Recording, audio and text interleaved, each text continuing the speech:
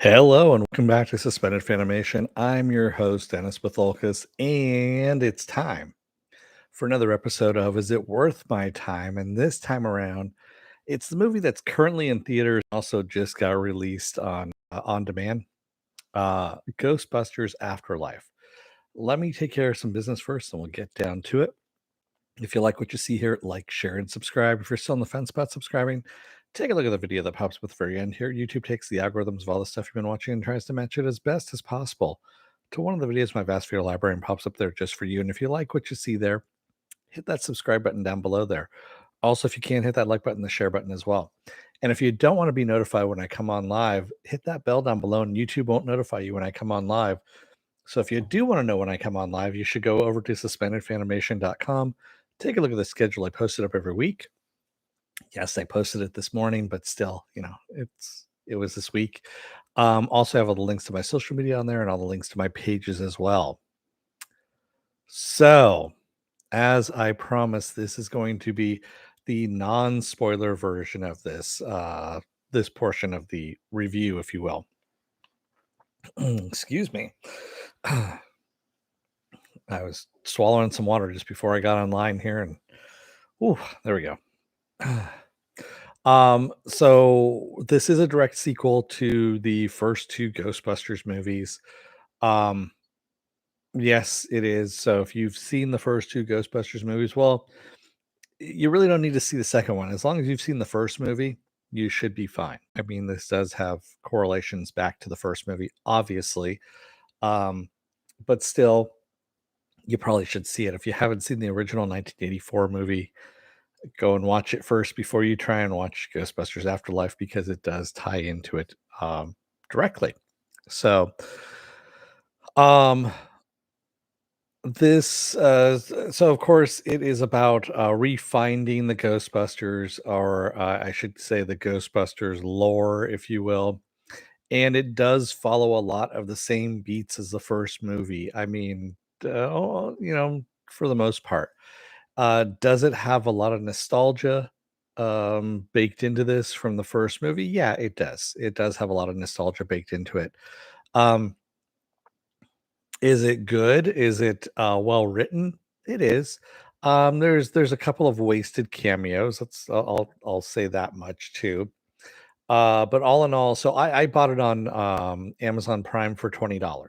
So by the way, if you go on Amazon Prime and go to buy it, they have you automatically set up to buy the HD version. There's actually a UHD version, an ultra high definition version for the same price. Just move over to the ultra high definition version and get it.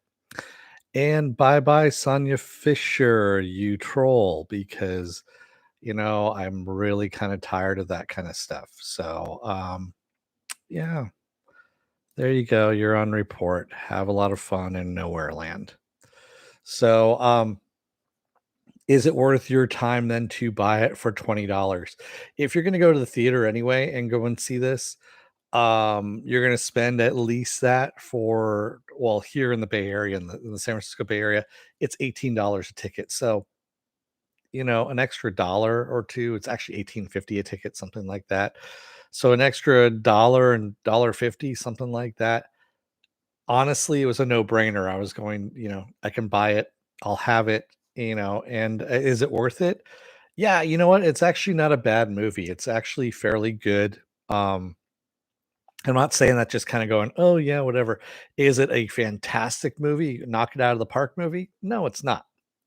It's an average movie. It's Excuse me. Ooh, man. That's what happens with the water there. I didn't mean to burp on camera, but what the hell? Um, the the production values there, like I said, it does mimic the first movie quite a bit in the beats. Um, the special effects are good. The comedy's good. There are some characters that are uneven. Paul Rudd's character is a bit uneven in places, and I think there was more stuff that was filmed that was actually shown. So I'm fairly sure that's the reason why there is some disjointedness about the middle of the film. I want to say they had something. I think they had another subplot in there, but they removed it because it just didn't work well. That's my guess on this. But all in all, it's not a bad movie. If you're a Ghostbusters fan, spend the $20. You'll be okay with it. You'll be happy that you did. Was there anything unexpected and surprising? I'll get into that in the spoiler versions, Pen. So, with that said, spoiler alert, I am going to spoil the movie. If you have not seen the movie, go and watch it. Come on back. This will be a video. You can comment down below in the comment section, giving you enough time to hit the pause button, whatever you want to do. All righty. So, so were there any unexpected surprises? Yes, there was. And it was an unexpected surprise, and then also it was a wasted cameo. So in the first movie, of course, we hear a lot about the building that Dana Barrett lives in being built with selenium, you know, or all that kind of stuff, which only a bad man would do. Ivan Shandor, excuse me, is the name of the person who built it. Well, we find out where the selenium mine is out in this place called Somerville. It's out in the middle of nowhere, and Ivan Shandor is the one who built up this town um, for the mines, and he is actually buried. Well, not really buried. He's in a glass coffin in the mine. When the kids go down to see this, the Gozer shrine that he has erected, and he is there, and it's played by J.K. Simmons. So it was one of those weird things. I'm like, is that JK? And then when he came to life, it was like, yeah, that's JK Simmons. And just as soon as he comes to life, when Gozer comes out, um, Gozer, of course, the Gozerian who was in the first movie, is making a comeback here too. And Gozer basically just kind of rips Ivan Shandor in half. I mean, just literally down the middle and rips him in half.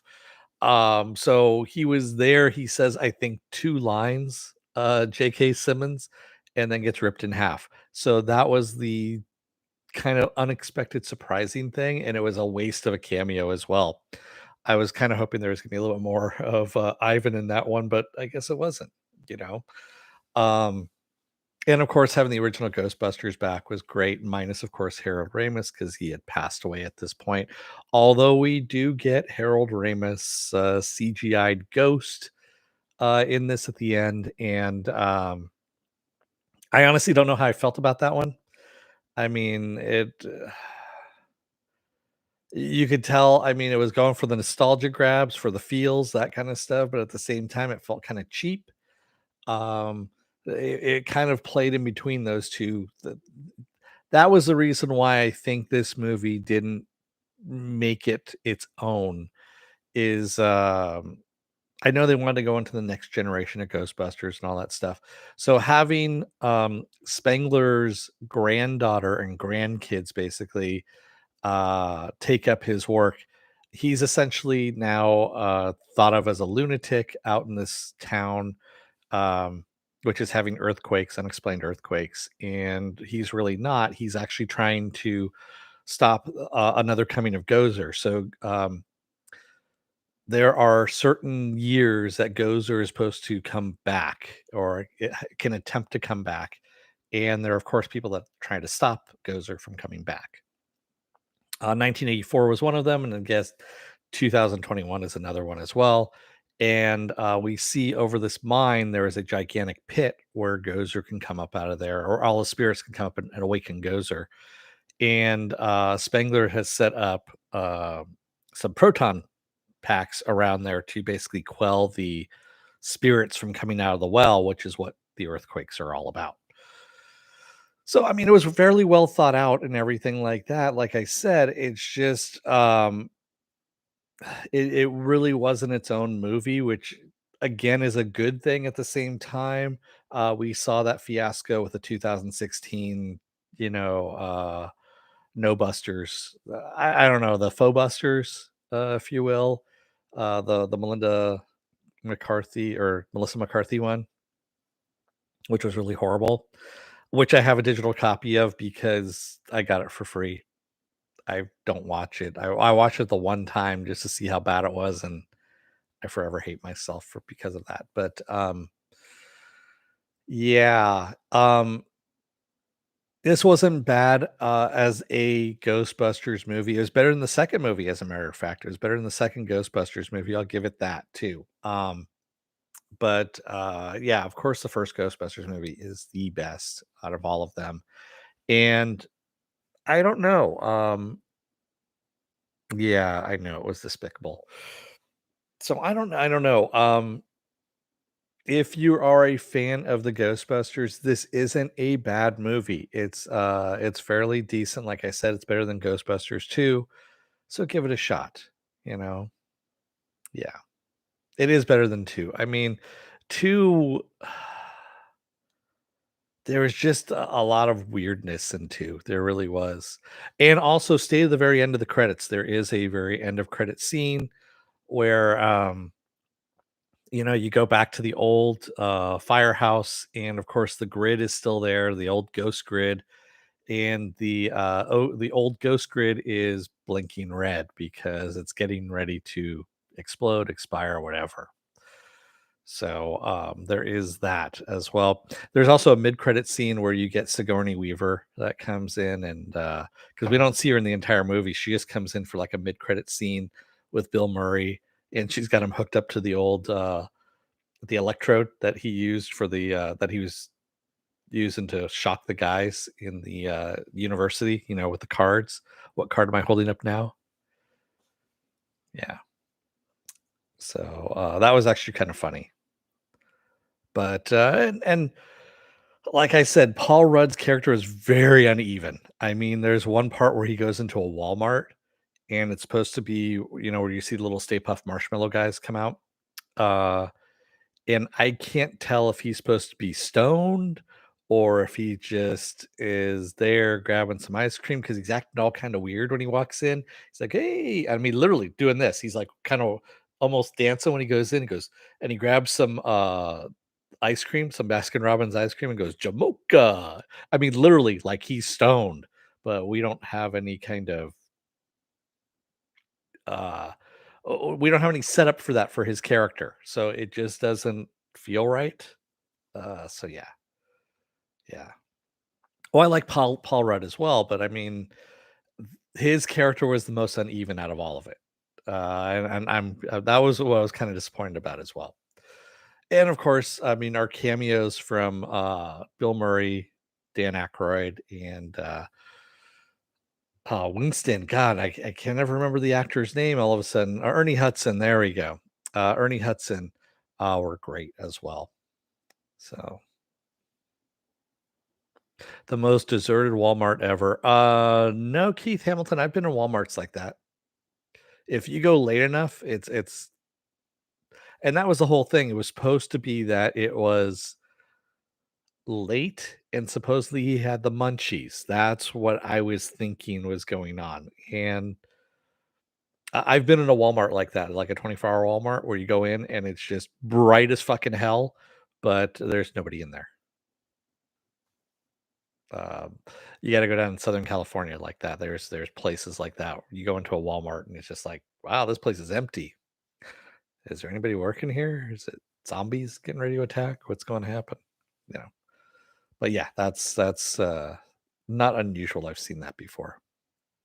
Plus, there was somebody in there. We heard a woman scream at one point in that Walmart. So there were other shoppers in there, but they were just far away because it was a large Walmart because it was out in the middle of nowhere. So they can sprawl a sprawl mart. And no, I'm not, advertising them or anything like that. I've been inside one of those before. Yeah, okay, there. So, is it worth your time? Yeah, give it a shot. I mean, there are more terrible things out there. I would recommend this before I'd recommend the, last James Bond movie, the last Daniel Craig James Bond movie. Um Yeah, I would seriously recommend this before I would recommend that Daniel Craig, No Time to Die. No Time to Die was, oof, no bueno. There were some problems with that movie, I'll just say. So, anyway, what else do I have going on this week? Well, funny you should ask. Tomorrow is going to be the Book of Boba Fett. That's right, the Book of Boba Fett. And you know what else comes out tomorrow on Disney Plus as well, besides a new episode of the Book of Boba Fett? The Eternals on Disney Plus. So this is the first time we have a new Marvel movie, if you will, and a new Star Wars item coming out um, at the same time on Disney Plus. So I'm fairly sure the internet's going to break down at some point in time. So prepare accordingly. And Thursday is going to be a doubleheader as well. Thursday is the season finale of Station 11. And then right after that, I'm going to do Peacemaker. We have, I'm only going to do episode 1 of Peacemaker. I know all 3 episodes are out. The first 3 episodes are going to be out that day, but I'm only going to do episode 1. And then Friday, I'm going to do the season and series finale, of The Expanse. Wow. See, I was so excited there that it was welling up from the pit and up. So, season and series finale of The Expanse on Friday. Saturday is going to be Saturday Morning Blast stuff. We'll take the genre news of the weekend and genre stuff you guys want to talk about when we talk about it. And then Sunday, that's right, on Sunday, I'm going to do episodes 2 and 3 of Peacemaker. And then, of course, Monday I'll be off. And then Tuesday we roll around again to another episode of Is It Worth My Time? I don't know what I'm doing as of yet, but we'll figure it out together. This just happened to land in my lap. I saw that it was available and I was like, oh, okay. I haven't seen it yet. So, yeah, I agree with you, Penn. It is bittersweet. And, I don't think we're going to miss The Expanse too long. I think we're going to get a new series announcement at the very end of Friday's episode, is what we're going to get. Oh, yes. Where do we watch Peacemaker? The same place you watch Station 11. HBO Max. HBO Max is going to be where Peacemaker is. James Gunn directs the first 3 episodes, if I remember correctly. And then I believe it alternates. Different director, James Gunn. Different director, James Gunn. So, it just keeps going back and forth. So James Gunn actually directed a good majority of the episodes for Peacemaker. I'm just kind of excited to see Robert Patrick play John Cena's father with that fucking hair that he's got going on, the high top going. It just makes me laugh. It really does. And also he acts like a complete and total dick. So I'm kind of looking forward to that. I'm sure it's going to piss me off at some point, being the comic book person that I am. There's probably going to be. I already know the vigilante character is going to piss me off. Vigilante was one of my favorite characters, but I'm fairly sure that this version is going to piss me off, and I'm prepared for that. So yes, I am. Oh yeah, trust me, Pen. I'm there. There's no way in hell that Amazon is going to let the Expanse property go without without a fight. Yes, and as Penn said, if you go over and take a look over at suspendedfanimation.com, you can take a look at the schedule. I've got it up there. Also, I have all the links to my social media on there and all the links to my pages as well. I'm doing this backwards. See how I did that?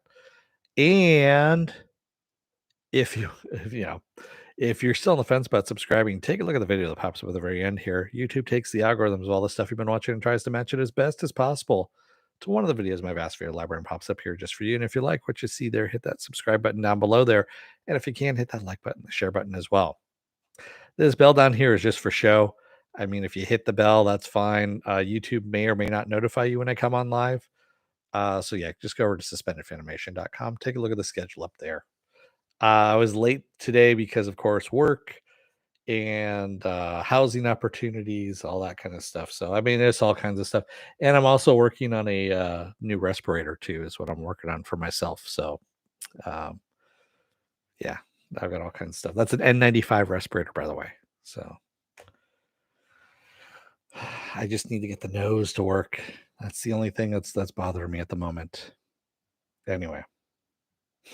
And no, I'm not going to do a YouTube video on it because it's going to be a lot of cursing and it'll be a lot of edits in there too.